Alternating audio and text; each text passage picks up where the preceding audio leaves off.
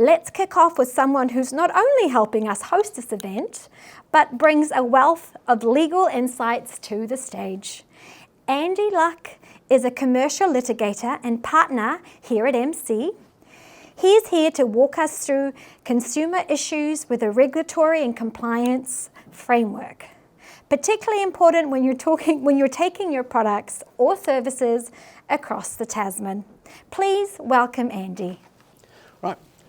Good afternoon, everyone. My name has been said. I'm Andy Luck, and I'm a partner here at MC. And today, just going to be doing a quick presentation on consumer issues from a regulatory perspective. So, what we'll cover, first who we are, Meredith Connell, then moving into what people get wrong about compliance, talking about Fair Trading Act compliance in particular there, some key enforcement risks for businesses we're seeing, particularly through our work here for the Commerce Commission, which is one of our clients, and finally a few tips on how to stay out of trouble. So to start with, who are we? If you came in here sort of through upstairs and down here, you might think that we are a garden centre or a cafe or maybe a conference centre. And look, to be honest, we are all of those things, but we are also New Zealand's largest litigation firm by far. It's not even close. We do everything from, if you want to sue people, if you are sued, we can help. We cover the full range of business-to-business cases and cases for government clients. And that's my practice. I have, as I say, worked for the Commerce Commission, Financial Markets Authority, and businesses who find themselves in legal action. It's also not just litigation. We've got a strong corporate advisory team, strong commercial teams for everything from property, business matters, and that sort of thing. We act for public and private sector clients, as I said, and also we've got the Crown Warrant, which means we prosecute crime for pretty much everywhere in Auckland, north of South Auckland. So what do people get wrong about the Fair Trading Act? Well, in the line of work we're in, we often come across businesses or people who have gotten themselves into trouble who think that quote up there, that I don't really need to worry about complying with fair trading and all that sort of thing because if I'm not lying, I'm all right. And there's actually quite a lot of risk that's out there, even in cases where someone's not technically lying. And I've had a couple of quick examples up there. So what does not lying look like? Something that's technically true but gives a different impression to what's the reality. Something that might be true but you don't know, you can't back it up, you can't substantiate it. And also things like bold headline statements but with the truth buried in the terms and conditions. Those are all things we see regularly in our line of work. They're all places where businesses get into trouble. The key with this is to be conveying what the truth is, what the substance of it is, what you're offering, what the consumer can expect. And you've got to put yourself in the mindset of someone who is looking for your products and services. They might be in a hurry, they might be sort of not thinking about things with sort of forensic detail, just going off the vibes. How are they going to approach it coming fresh? And it is very important to get it right. There are some very strict penalties under New Zealand law for getting it wrong. They can include criminal convictions. They can also include court orders, and I'm going to go through an example of what that looks like for injunctions, matters like that, things that can put a real handbrake on doing business. So, to talk about the enforcement risks for businesses, I've decided to focus today just on the Commerce Commission's investigation priorities, both because that's something we're seeing a lot in the market, but also because one of the key focus areas is illegal online conduct, and that's a useful overlap with a lot of what's going to be talked about today. So the Commerce Commission have these things called enduring priorities and focus areas. The focus areas are where they put a lot of effort over the course of a year or two. The enduring priorities are going to be things that they always care about. Vulnerable consumers are always going to be one of those things, and also product safety. So if you're dealing with things that have a product safety standard on them, like children's toys, high-powered magnets, electric blankets, that sort of thing, things that could be dangerous or unsafe, or potentially so, there might be risk there. Illegal online conduct is quite broad, and we're going to cover off a few of these examples today. Things like fake reviews, things like misleading scarcity claims, social proof, drip pricing and subscription traps. What we've noticed and what's sort of common in all of that in the past couple of years in the compliance area is that you've had books and things like Thinking Fast and Slow and Blink and all these sort of behavioural economics books. They've hit the mainstream. People have had cool ideas reading them of, oh, we could do this, we could do this, we could sort of nudge people that way. And no one sort of takes the step back and looks at it from a compliance lens and goes, well, hold on. It's all very well and good that we're making these persuasive online sales funnels and things like that, but we're not actually thinking about it from a misleading conduct perspective. So fake reviews, there's three sort of risk areas there. I'll get to the middle one soon.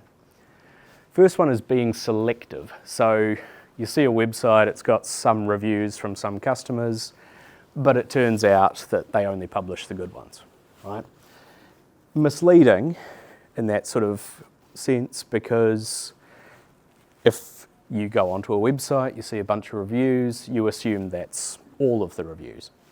But if it's only all of the reviews above 3 stars and up, which we have seen in some cases, with the 1s and 2 stars edited out, then that's misleading because it implies that people have had at least an average experience when that might not be the case. We've also seen examples of websites copy editing reviews. So that's technically true in the sense that real customers did say each of these things. This is about a case we did against an operator that was operating a holiday home rental business and let people talk about their experience at the homes. So the first one there, the actual customer review, lovely old holiday home, rooms were good size and beds were comfy, had a lovely warm wood burner that the property manager got going before we arrived. That appeared on the website, but the customer also said, showers were good, hot water was terrible, small water cylinder, a lot of ants, and a few large live cockroaches floating around. Again, if I'm booking a place, I'd like to know that. It's something that an actual customer had an experience of, the website edited it out. Not lying to edit it out, but misleading. In the same way, this one, again, quite a bit more detail.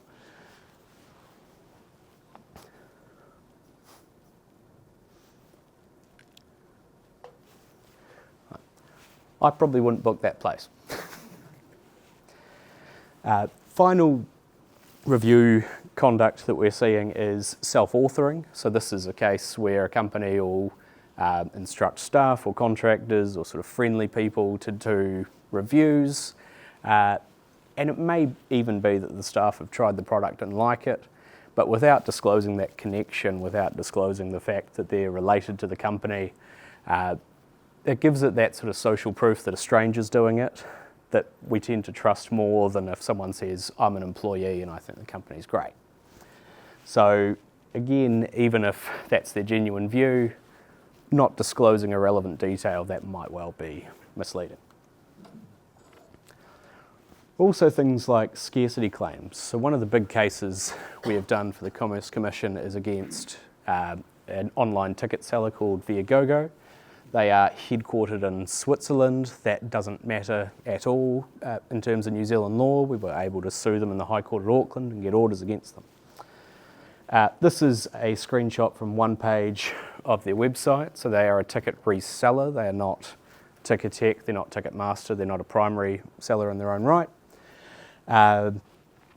Tickets for share are in demand. Please wait while we check availability. 5 other people viewing this event. Only 40 tickets left. Less than 1% of tickets left for this event. What is not said is that that's just on Viagogo, and that at the time this was recorded, you could go on to Ticketek and still find that half the venue was up for grabs. That was sort of hinted at in the little blue box there, but it was about 2 paragraphs worth of dense text that only a lawyer could read. Not good enough.